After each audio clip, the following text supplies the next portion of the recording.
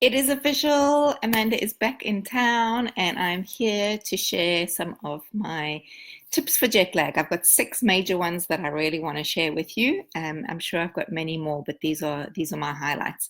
So first off, I got back at I landed at 7 o'clock this morning, and that's why I look, the way I do, all natural. And I came home, had a shower, and yeah, I'm just taking it really easy just while I reintegrate myself back into this time zone.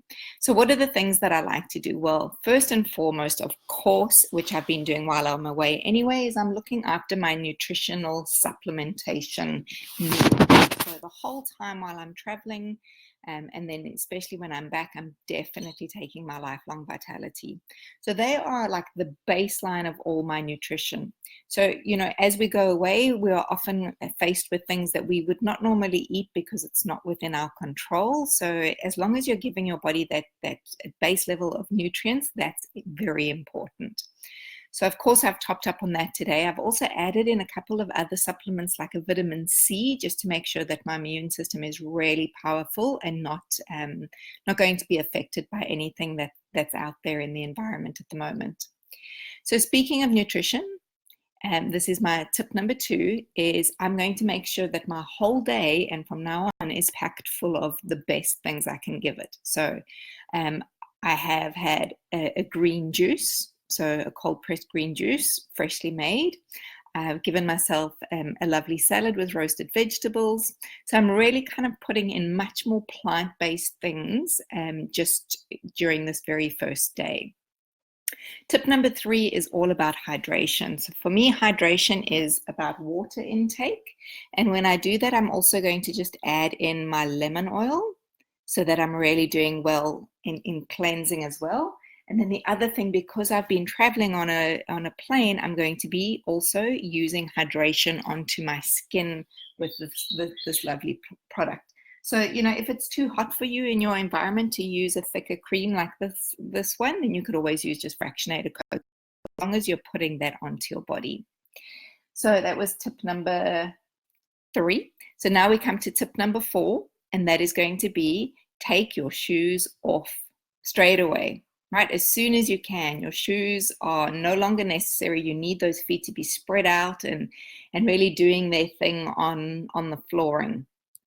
Tip number 5 is you're going to put those feet, those bare feet, into something beautiful and natural and earthy. So you're going to go ground yourself by walking on green grass, or if you can get to a beach and put your feet into salt water, that's even better. But just do what you can, just making sure that you have that sort of, soaking up those beautiful negative ions.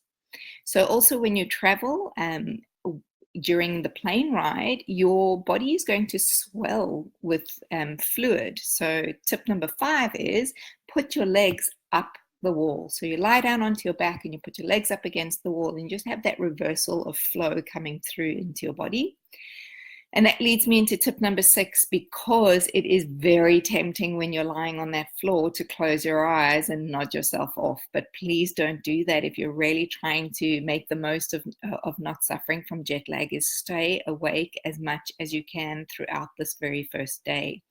So I will force myself to maintain myself awake until probably about 7 or 8 o'clock. That's just the time zone that I'm going to allow myself for today. If I was traveling from a different place than the US, I may give myself a little bit later in the evening to go to bed. But I reckon by about 7 o'clock tonight, I should be ready to hit the sack. So if I do that all of today, by tomorrow I should be feeling a lot better. Yeah. So those are the tips that I use. I'd love to hear if you have anything other than what I do. Just leave a comment in the notes below. All right. I hope you are all well, and I will be back to true form pretty soon. Bye.